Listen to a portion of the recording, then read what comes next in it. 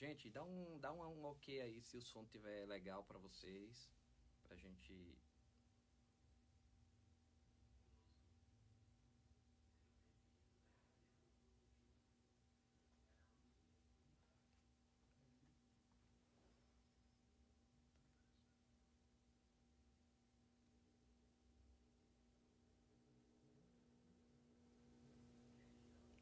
Ok, Diego, recebemos aqui o ok do Diego, tá ok a live.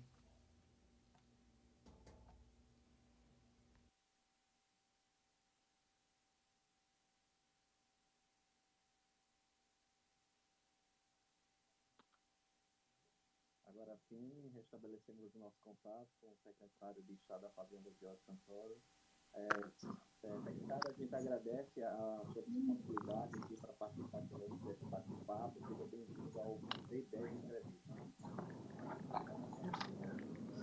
Tudo bem, meu querido? Está um pouquinho baixo. Estou estando um pouquinho baixo. Está me ouvindo bem? Eu estou sim. O senhor está conseguindo me ouvir? Está bem baixinho. Bem baixo.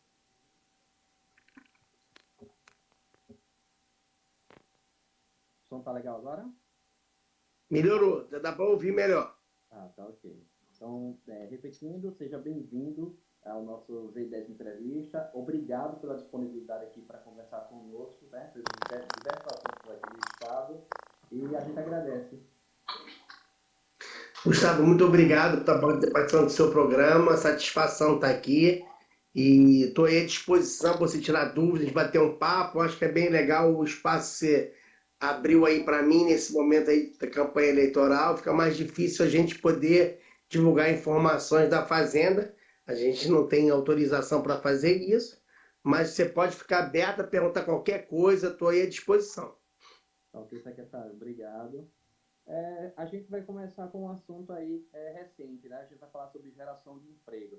A gente viu que saiu na mídia que Alagoas gerou cerca de um ano, um pouco mais de um ano, né? 30 mil empregos e é o sétimo estado do Nordeste a fazer feito com isso, né? Então a gente queria saber primeiro quais foram essas políticas fiscais que contribuíram para isso e o que é que está sendo feito, o que, que será feito para alavancar ainda mais esses números.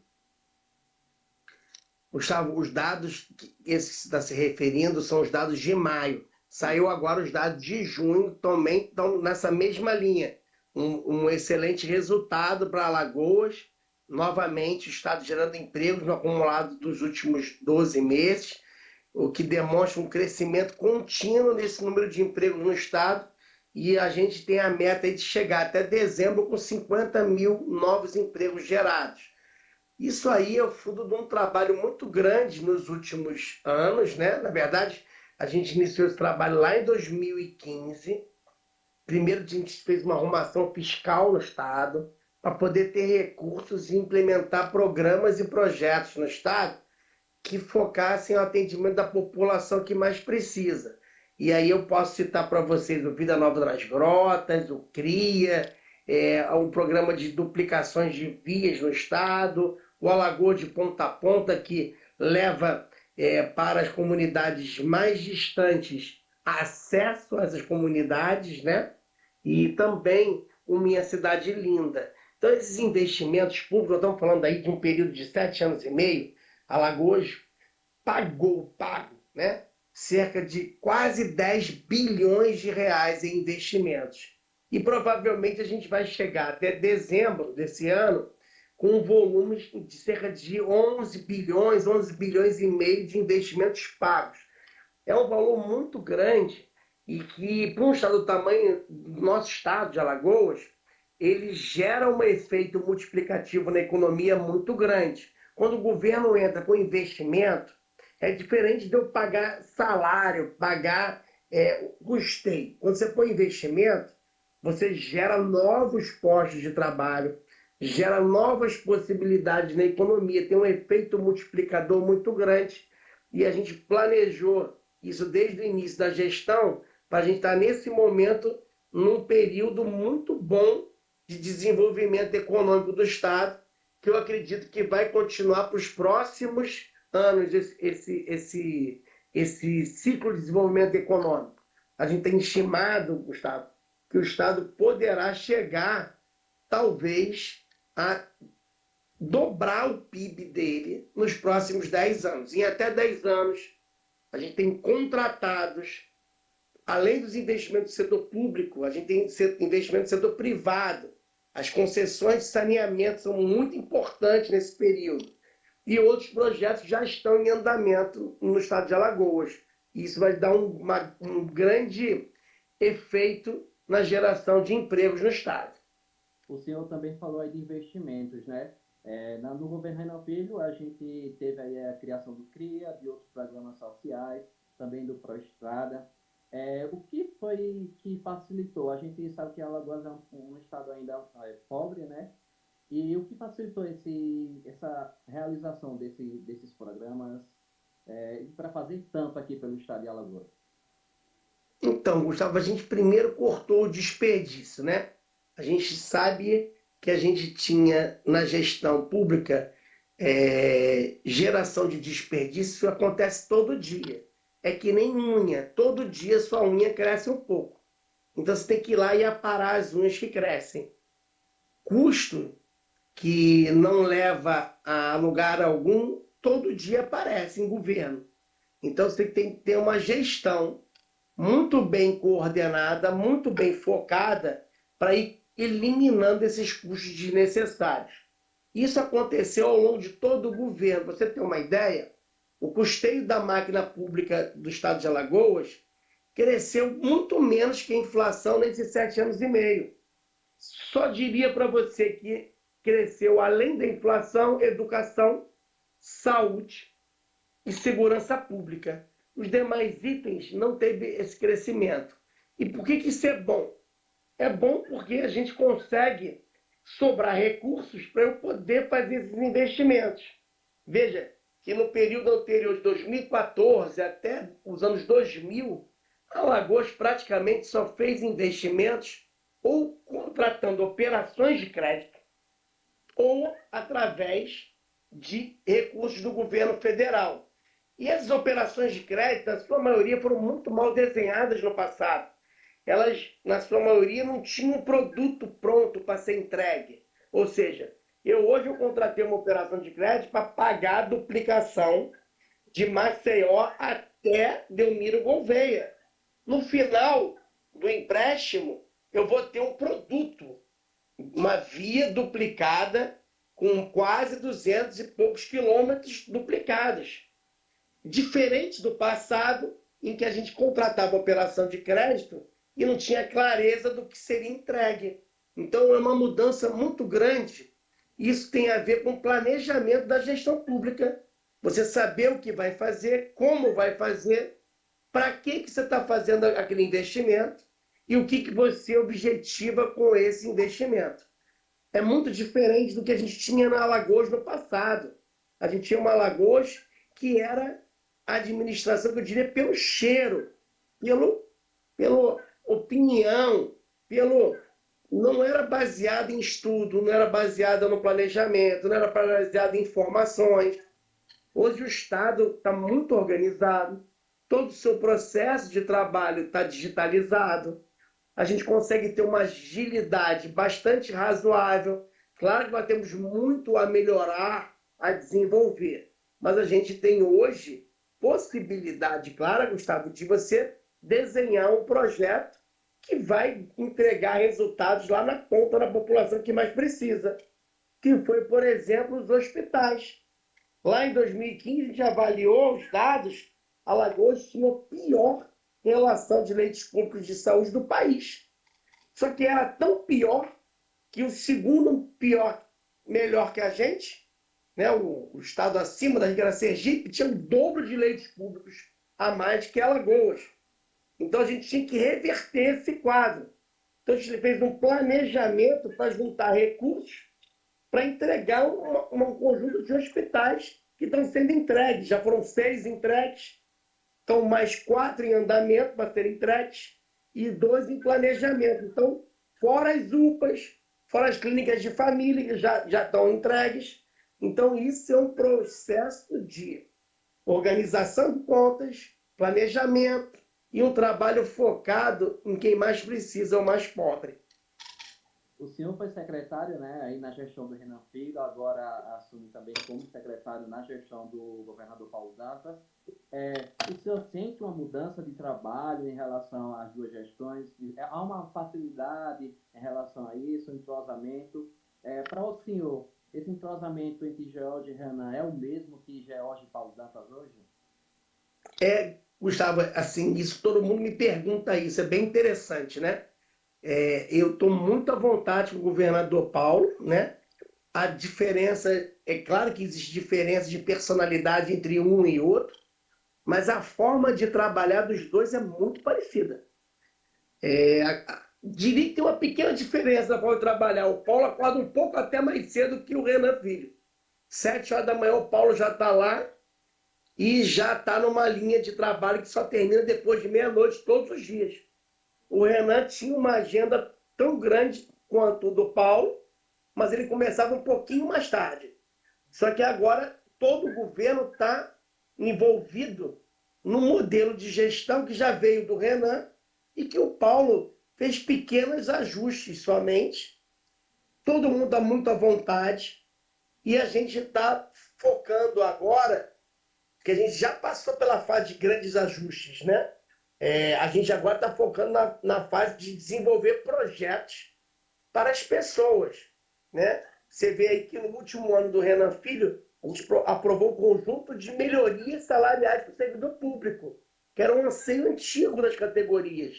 Foram mais de 26 planos de cargos e salários aprovados, diversos concursos públicos feitos. A gente resgatou a possibilidade do Estado fazer concursos públicos. Quando eu entrei aqui, não fazia esse concurso público desde 2002. Pouquíssimos concursos anteriores. Ou seja, a máquina pública estava engessada, envelhecida, precisava ser rejuvenescida, com novos valores, com novas ideias, mais antenadas com as novas tecnologias. E o Paulo vem trazendo a mesma pegada que o Renan trouxe. Isso é bem legal e a gente acredita que essa gestão que está sendo colocada à prova agora no período eleitoral tem tudo para ter um bom resultado se for mantida essa eleição do Paulo, a reeleição do Paulo para o segundo mandato dele. Porque ele vem não só dando continuidade a todos os programas e projetos que o Renan criou, desenvolveu, mas está trazendo novas ideias, novos projetos e avançamos em alguns outros pontos. Eu acho que isso que faltava para Alagoas, um conjunto de gestões que não foquem no governo, mas foquem no Estado, foquem nas pessoas, se preocupem em entregar o melhor para os que mais precisam. A gente já viveu no passado, Gustavo, várias gestões aqui em Alagoas que só olhavam para questões políticas, questões eleitorais, não estavam nem aí se a pessoa ia ter um hospital para cuidar da sua família, se ia ter uma escola de qualidade. Então, eu acho que isso é um processo de melhoria contínua da gestão pública. Nós temos outros estados do Brasil que passaram por gestões contínuas, parecidas. Nunca nenhuma gestão é igual, mas há um processo de gestão de melhoria. Temos o Ceará nesse processo, tivemos Pernambuco durante um bom período, né? E isso traz resultados e frutos para toda a população.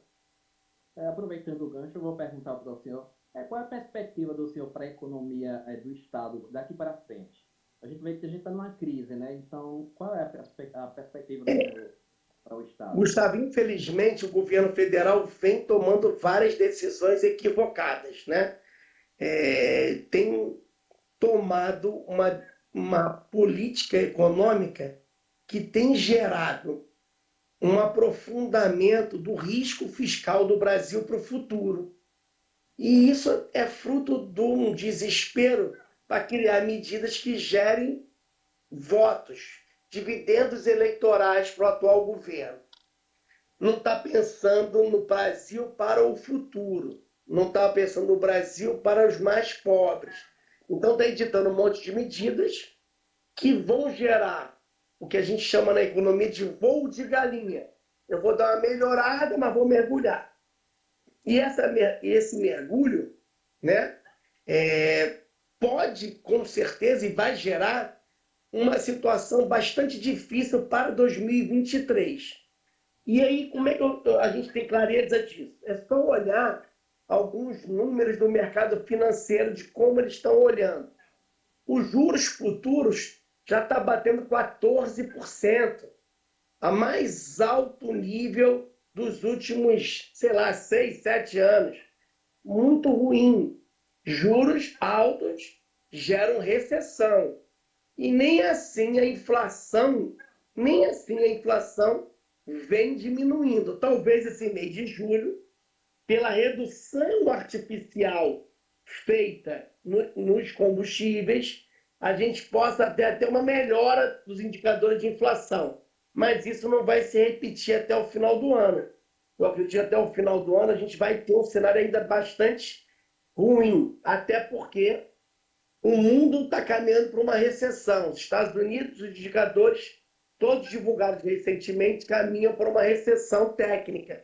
A Europa, no mesmo sentido, aumentando taxa de juros. Nós vamos entrar num período que o estrangeiro está vivendo uma crise econômica, iniciando. Então, o Brasil, com uma economia muito integrada, que depende da venda de produtos que a gente chama de commodities, produtos agrícolas, ele vai sofrer um bocado nesse final de ano, principalmente já no próximo governo. Ou seja, o próximo governo já vai entrar com muitos deveres de casa, de problemas que não foram enfrentados nos últimos 4 anos. E alguns problemas foram piorados nesses últimos 4 anos. A gente vai mudar um pouco de assunto para falar sobre a vida pública do senhor, né? A gente vê que o senhor está ativo aí nas redes sociais, o senhor está comentando mais sobre assuntos nas suas redes sociais. O que fez o senhor começar a mostrar mais a sua vida pública, além do secretário?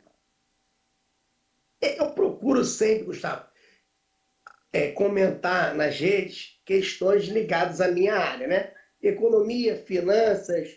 Tenho falado um pouquinho de política que influencia nessa seara e raramente eu acabo comentando alguma coisa em relação ao nosso risco do processo democrático, né? Recentemente assinei um manifesto da USP, participo do grupo de estudos lá da USP na área de direito financeiro, porque eu sinto que o momento do país exige que as pessoas que tiveram o privilégio de estudar mais, de se ater a conhecer outros países, de mais experientes. Eu já tenho 51 anos, Gustavo. Eu já vivi muito, eu já fui militar, já passei por um processo de redemocratização do Brasil, eu sei o que foi esse processo. Eu acredito que é um momento que todo mundo deve olhar para a importância de manter a democracia no Brasil. Não estou dizendo que a gente está em risco na democracia, mas eu estou querendo dizer que tem muita gente no meio político criando crises institucionais, e quando você ataca instituições, você ataca a democracia, porque a democracia ela só existe pela formação de um conjunto de instituições. E essas instituições, sem dúvida nenhuma, têm papéis muito claros no processo democrático, dentro do papel de freios e contrapesos da vida em sociedade. Elas têm papel de controlar excessos de um ou de outro lado. Então a gente tem que preservar o que a Constituição construiu, que é um pacto federativo, um pacto social, e que essas instituições têm um peso relevante. Então, a gente precisa defender o Supremo Tribunal Federal. Tem problemas no Supremo. Gente, tem problemas em todas as instituições, sejam públicas ou privadas. O que a gente tem que construir é melhorar essas instituições, não destruir as instituições. Então, a democracia tem muito a ver com isso. Então, eu tenho comentado, muito preocupado, eu passo alguns grupos de estudos, né, de pesquisa acadêmica, e que esses assuntos têm sido cada vez mais debatidos. Então, eu me sinto num dever de tentar colocar um pouquinho de esclarecimento em relação a isso, entendeu? Eu acho que é importante, todo mundo é um ser político e deve participar desse processo de debate público, a fim de que a gente só não tenha um lado, né? As redes sociais foram bacanas, deram acesso e voz a muita gente, mas, ao mesmo tempo, elas viraram, às vezes, alguns feudos, alguns redutos que as pessoas se recusam a debater ideias. Eu posso ter uma ideia, você ter outra, Gustavo, mas eu tenho que respeitar a sua opinião. Eu não posso dizer que a sua opinião está errada, que você não é preparado para ter tal ideia. Eu acho que todo mundo tem direito a se expressar e a debater, desde que esse debate seja um debate educado, que respeite esse contraditório, que respeite essa dicotomia, que sempre foi o que fez a sociedade humana evoluir ao longo do tempo. Eu acho que isso que é importante. Certo. Secretário, a gente vai falar agora sobre a redução do ICMS, né, do etanol. Eu queria que o senhor explicasse para quem está assistindo essa live como foi que essa medida foi tomada, quais foram os passos, né, para se chegar até essa redução e quando é que a população vai sentir de fato essa redução no bolso. Gustavo, essa semana já há uma redução no preço, né? Já está claro isso, né?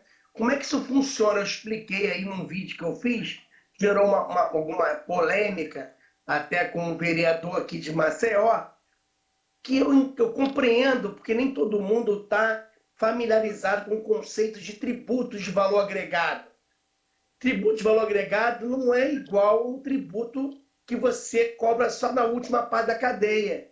Você cobra ele ao longo da cadeia produtiva, sempre da parte que agregou valor na cadeia anterior. Então, ele tem uma complexidade. Principalmente, combustíveis como o álcool, que estados produtores como Alagoas dão benefícios tributários para os produtores. Por que dá benefício tributário ao produtor? Porque são cadeias produtivas que empregam milhares de pessoas. Para você ter uma ideia, Gustavo, aqui em Alagoas tem pelo menos 70, 80 mil pessoas ligadas diretamente ao setor sucrocoleiro. E na época de safra, nós chegamos a mais de 100 mil trabalhadores empregados nessa atividade. Então, o governo, qualquer governo, tem que olhar com muito carinho para esse setor e privilegiar que o desenvolvimento do setor fique focado com os recursos dentro do Estado.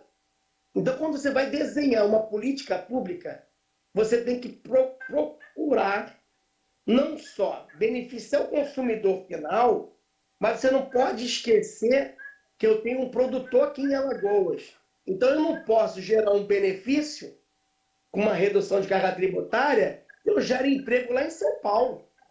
Eu não vou fazer isso. Eu nunca fiz isso aqui em Alagoas esses anos todos.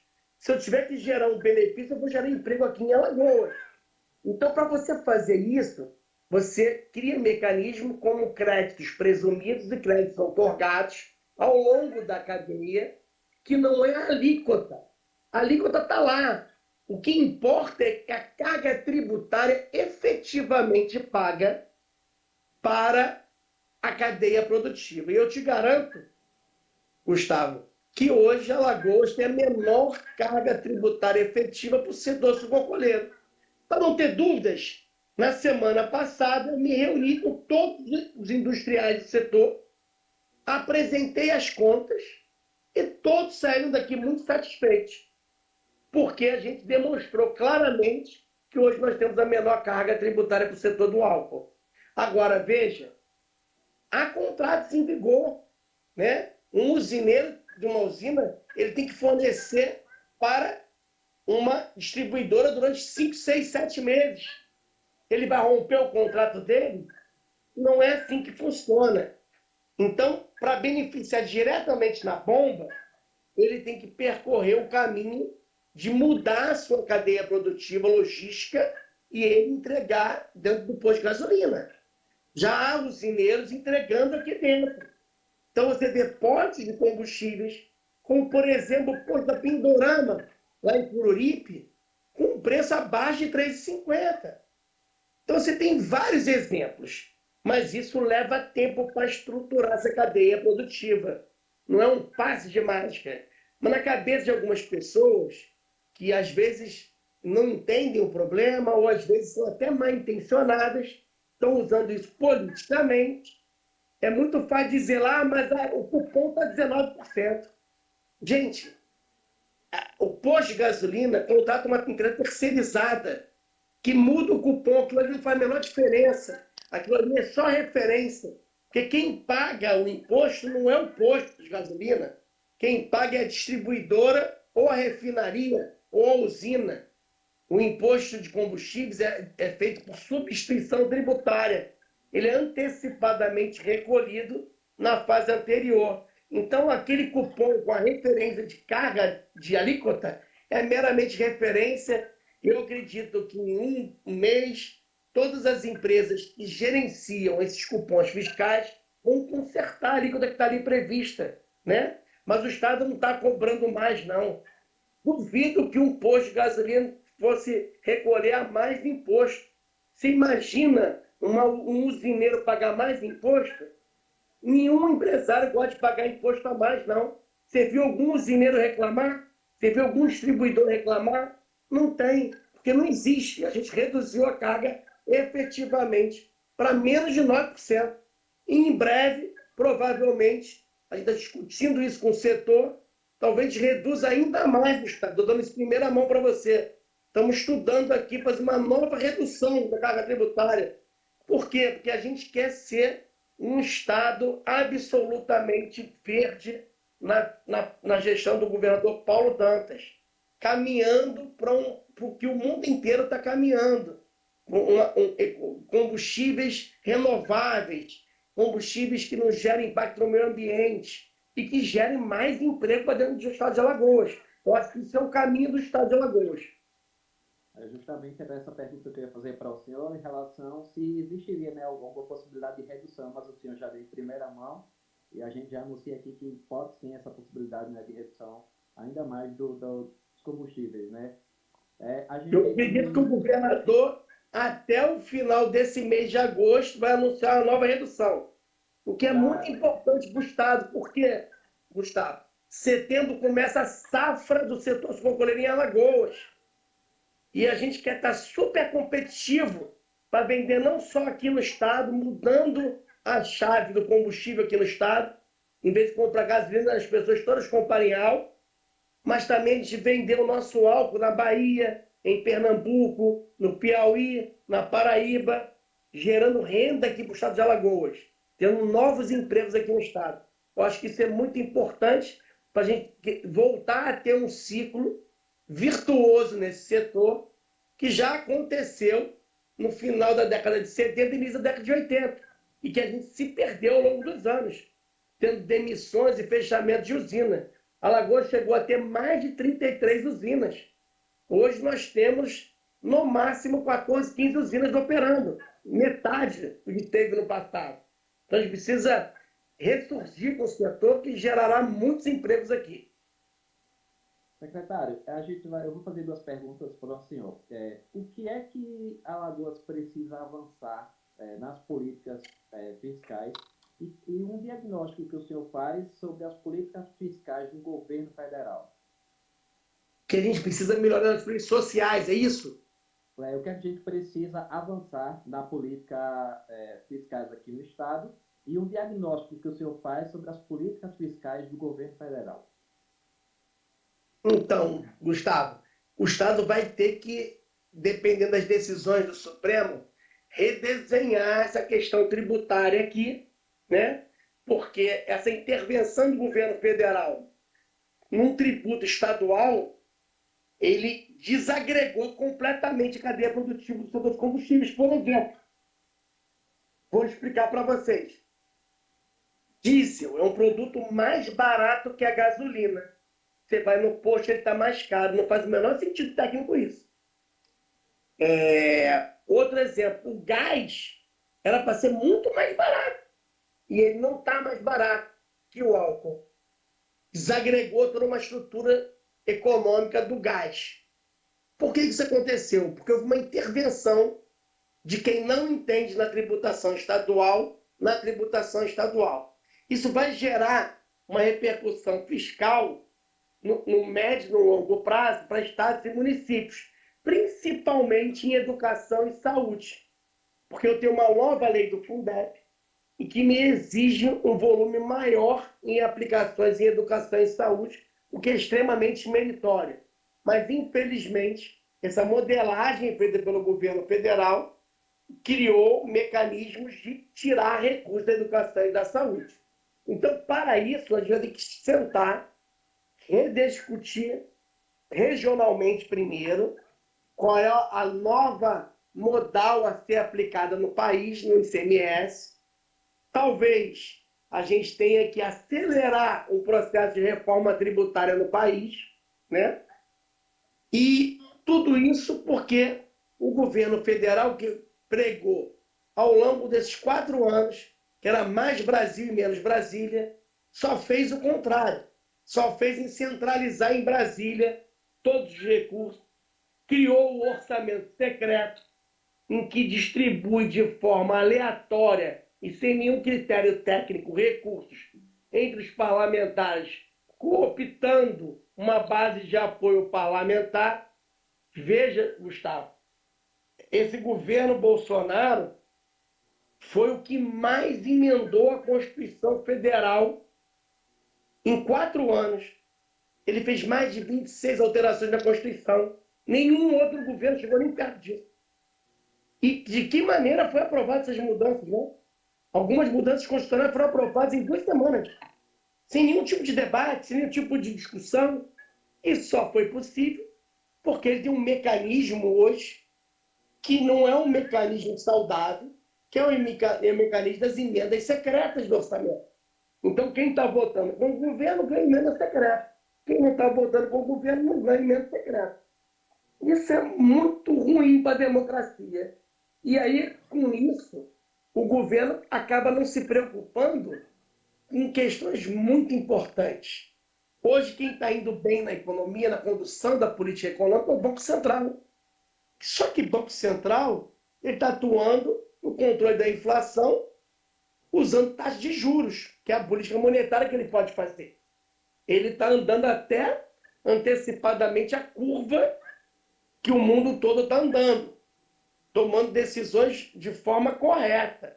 Mas, em compensação, a Fazenda está extremamente desestruturada. Perdemos a âncora fiscal, que era o teto de gastos, não se colocou nada no lugar. O teto de gastos já foi alterado umas 6, 7 vezes nesse governo Bolsonaro, né? Para quê? Era emergencialmente para atender o pagamento dos precatórios, que eram meteoros, e na sequência seguinte criou-se a PEC Kamikaze, que era uma PEC absolutamente eleitoral.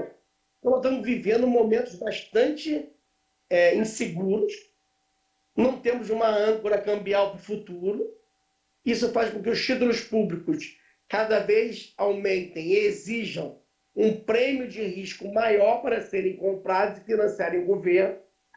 E isso gera uma situação na economia de insegurança jurídica que faz hoje o Brasil estar no menor nível de investimento público da sua história, o que é muito ruim para o futuro, para as gerações que estão vindo aí, que precisarão de empregos, de empregabilidade, que estão sendo perdidos por uma gestão que não está olhando nem para 1 metro à sua frente. Está olhando para agora, para nesse momento, o que é muito ruim. A gente, para fechar a nossa conversa, secretário, eu queria perguntar não, na verdade, questionar o senhor quais as prioridades dos candidatos que eles devem ter, na verdade, no plano econômico para o nosso país. Eu acho que os candidatos deveriam olhar buscando uma política fiscal de responsabilidade, né? Ou seja, olhar as contas públicas com carinho devido para poder gerar recursos para fazer uma política social adequada à pobreza e à miséria que o Brasil está nesse momento. Nós temos hoje um crescimento na miséria no Brasil como há muito tempo não se crescia. Então, temos 10 milhões a mais de pessoas abaixo da linha da pobreza. Então, a gente precisa resgatar a nossa credibilidade fiscal para resgatar essas pessoas que estão abaixo da linha da pobreza, dando melhores condições de vida a elas. Para isso, é necessário fazer reformas estruturantes na área tributária, na área fiscal e também na área que crie mecanismos de simplificação para os empreendedores poderem trabalhar e gerar empregos. O Brasil não consegue evoluir nessa linha. E sem mexer na tributação, sem mexer em geração de oportunidades para os empreendedores, a nossa economia vai ficando velha e ultrapassada. A gente virou uma economia de exportação de commodities, como foi na época de Brasil colônia. A gente perdeu todo o processo de industrialização e a gente precisa voltar a ser um país que invista em ciência e tecnologia e consiga antenar esses jovens ao que está acontecendo no mundo inteiro. É um desafio gigante, isso não é pequeno, isso só vai vir através de uma melhora do processo de educação. Uma pergunta mais para o lado pessoal. Por que o senhor não se pronuncia mais como pessoa pública? Porque eu não me pronuncio? Isso. Eu não entendi, desculpa, Gustavo. Por que o senhor não se pronuncia mais como uma pessoa pública? Eu procuro me pronunciar, mas nós estamos vivendo um momento no país, Gustavo. Eu uso muito o Twitter, tá? Não sei se você me acompanha no Twitter, que eu acho que é uma rede que dá essa possibilidade de debate maior. Eu uso menos o Instagram, uso o Instagram e as outras redes para divulgar o trabalho que eu venho fazendo aqui na Secretaria de Fazenda. E uso essa parte do Twitter para eu comentar e discutir temas. Eu procuro me colocar sempre que eu vejo que o tema é relevante, entendeu? Eu não fico no dia a dia, até porque eu não tenho muito tempo para isso. O trabalho aqui me exige, me consome 12, 14, 15 horas por dia de trabalho. Então, a gente não tem esse tempo todo para entrar nesses debates públicos. Fazer uma live com você, eu tive que me organizar todo para conseguir vir aqui fazer. Mas é bom, é importante, até porque ficou o registro aí guardado, as outras pessoas entram, vêm, depois debatem. Eu acho que é sempre válido a gente poder estar participando de programas como o seu, Gustavo. Eu acho que é um espaço que a gente pode trocar ideias, eu acho que isso está faltando no Brasil. É importante, né, a gente falar sobre a economia, até porque é um momento crítico, né, que a gente vive, não só assim em Alagoas, mas também no Brasil inteiro, né? Exatamente. E economia é um assunto que afeta a vida de todo mundo, né? As pessoas estão sentindo dificuldade cada vez mais por causa da inflação a ter disponibilidade financeira para pagar suas contas. Isso a pessoa sente no bolso. Então, isso é muito ruim. A gente agora deixa, se eu tenho alguma coisa a acrescentar para as pessoas. Eu queria agradecer, Gustavo, essa oportunidade, seu programa, parabenizá-lo pelo seu programa, dizer que eu estou sempre à disposição para a gente debater algum tema que você precisar. Eu acho que você deu um espaço para explicar essa questão do combustível novamente. É muito importante esse assunto, e politizam muito isso. Infelizmente, nós estamos numa polarização que acaba não trocando ideias, não respeitando a ideia dos outros, isso é muito ruim. Eu acho que a gente tem que respeitar as opiniões de todo mundo e cada um forma a sua convicção pelo que ouviu. E o mais importante, a gente tem que estudar e entender o problema como um todo, não como a gente acha que ele é. Às vezes a gente tem uma impressão sobre um assunto e ele é muito mais complicado do que a gente acha. E é sempre importante a gente aprofundar e ouvir opiniões diversas para nós podermos fechar a nossa conclusão. Então, parabéns aí, Gustavo, pelo seu programa. Obrigado. Que você precisar de novo, é só me chamar aí. Um grande abraço. Então, querido secretário, a gente que agradece o senhor pelo espaço, a gente sabe que é corrido. O senhor deu uma fugidinha aí rápida para bater esse papo legal com a gente agradece pelo espaço, a gente agradece a todo mundo aí que acompanhou essa live até o final. e a gente está aqui justamente também para que o senhor, a qualquer momento, queira falar sobre qualquer assunto aqui relacionado à economia, ao Estado, pode contar com a gente também. E a gente encerra aqui a nossa Z10 entrevista com a participação aí do secretário Jorge Santoro. E quem quiser ficar ligadinho aí, basta acessar www.zona10.com.br e acompanhar aí as notícias aqui do Estado, as mais relevantes também do Brasil inteiro. Secretário, mais uma vez, obrigado. E seja bem-vindo novamente. Um abraço, querido. Até logo. Tchau, tchau. Tchau, tchau, secretário.